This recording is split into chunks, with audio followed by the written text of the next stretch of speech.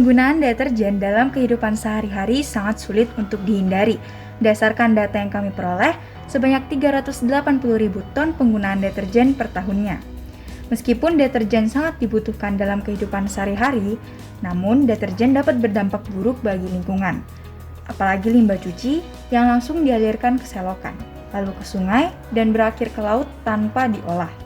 Berdasarkan data yang kami temukan, deterjen mengandung bahan berbahaya. Contohnya, fosfat, surfaktan, dan alkil benzen sulfonat. Sehingga jika bermuara di lautan, dapat merusak ekosistem laut, khususnya terumbu karang. Jika diperkirakan 580.000 kepala keluarga di Jakarta Utara, maka tiap hari sekitar 27.840 kg deterjen per harinya. Hanya 50% senyawa aktif yang terdapat pada deterjen dapat diuraikan. Dampak jangka pendek dari pencemaran limbah adalah eutrofikasi yang menyebabkan kadar oksigen dalam laut berkurang, sehingga menyebabkan kematian pada Susantelata yang menempel pada terumbu karang. Oleh sebab itu, perlu dilakukan pengolahan limbah deterjen sebelum dialirkan ke sungai dan ke laut. Jadi, kami membuat penyaring limbah deterjen yang dapat diaplikasikan dalam setiap rumah tangga. Harapan kami dengan menerapkan alat ini dapat mengurangi kerusakan terumbu karang akibat limbah deterjen. Nah, ayo kita buat desainnya.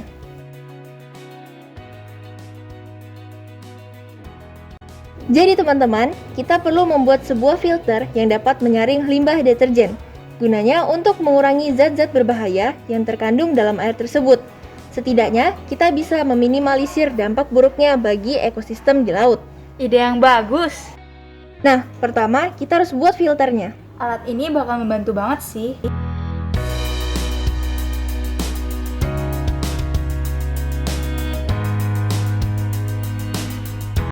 Kita buat bentuknya tabung ya. Untuk menyaring limbahnya, kita perlu apa aja ya? Aku tahu, kita butuh serabut kelapa, karena serabut kelapa itu sangat efektif untuk menyaring kotoran. Jangan lupa tambahin batu zeolit. Batu zeolit dapat menyerap zat kimia yang terkandung dalam air deterjen. Sepertinya kita butuh yang lebih maksimal lagi kan? Bagaimana kalau kita menambahkan serabut kelapa lagi? Benar juga, kita samakan, tambah serabut kelapa lagi.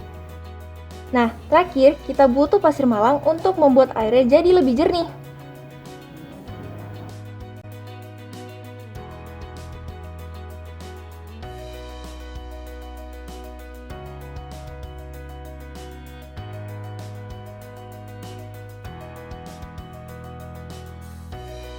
Menurutku, untuk hasil yang lebih maksimal, sepertinya kita memerlukan 3 buah filter. 1 di bagian atas dan 2 di bagian bawah sebelah kanan dan kiri. Bagaimana menurut kalian? Ide yang bagus! Untuk menyambungkan ketiga filter itu, kita butuh pipa penyambung. Kita letakkan pipa penyambungnya di bawah filter aja.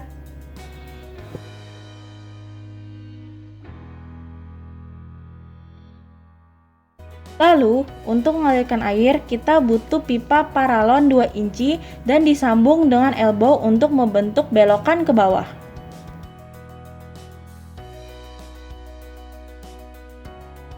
Setelah itu, kita sambung lagi menggunakan pipa paralon ke bawah. Sambungkan juga dengan penyambung pipa ke filter.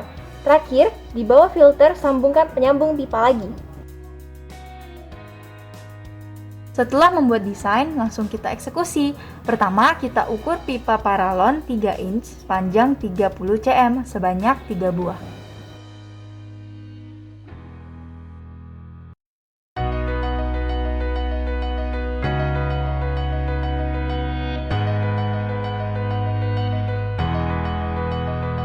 Kita tandain, lalu kita potong.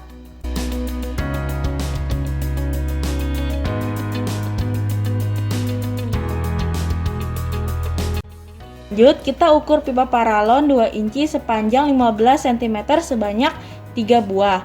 Lalu, ukur lagi sepanjang 20 cm sebanyak 2 buah. Langsung dipotong juga ya.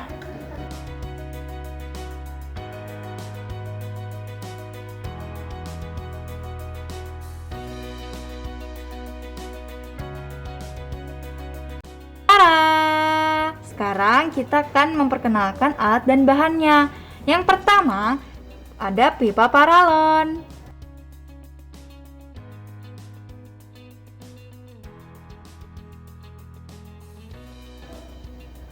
Yang kedua, kita ada penyambung pipa, juga pipa teh.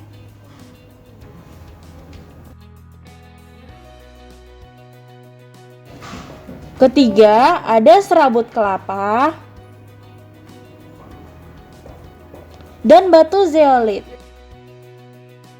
Keempat, kita ada lem untuk pipa dan juga pasir malang.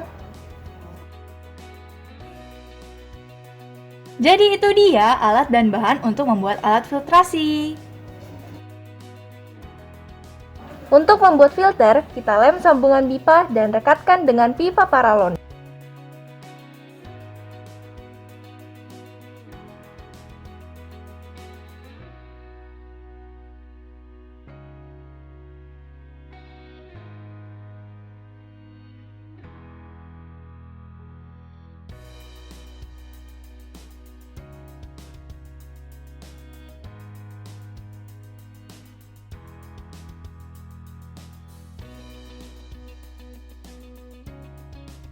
Kita isi pipa paralon dengan serabut kelapa, batu zeolit, serabut kelapa lagi, dan pasir malang.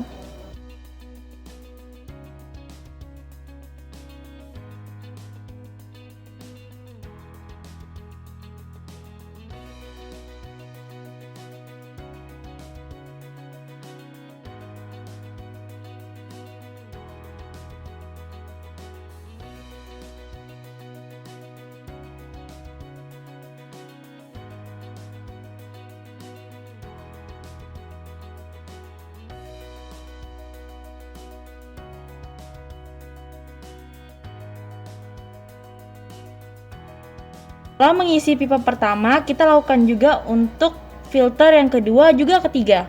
Ting!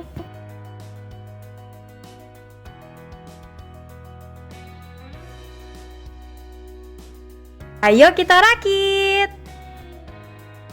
Sambungkan filter pertama dengan pipa paralon 2 inch, kemudian sambung lagi dengan pipa T ke arah kanan dan kiri, lalu sambungkan juga pipa paralon dan elbow, serta pipa paralon lagi ke bawah menuju kedua filter di bawah.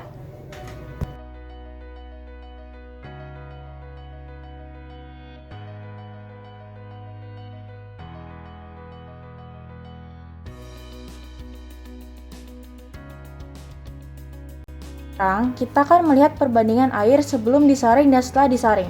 Kami akan mengukur pH air yang sudah dicampur dengan 3 sendok deterjen. Nah, kalian bisa lihat ternyata pH airnya adalah 13 dan air deterjen tersebut banyak gelembungnya. Kita akan menyaring air deterjen menggunakan alat penyaringan yang telah kami buat.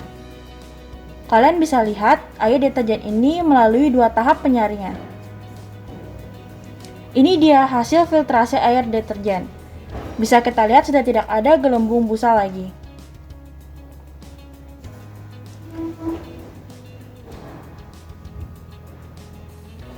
Sekarang mari kita cek pH-nya. Wah, terlihat pH airnya menjadi 7, yang berarti jika air ini dialirkan ke sungai atau laut, tidak akan lagi membahayakan ekosistem laut. Berdasarkan hasil percobaan dan penelitian kami akan alat ini, terbukti bahwa alat ini itu dapat menurunkan pH air mendekati netral, sehingga ini dapat dijadikan sebagai alternatif rumah tangga dan menghindari pencemaran laut lebih dalam lagi. Jika kita bisa bilang baby step ya, pelan mulai dari langkah-langkah yang kecil. Sekian dan terima kasih. Dadah.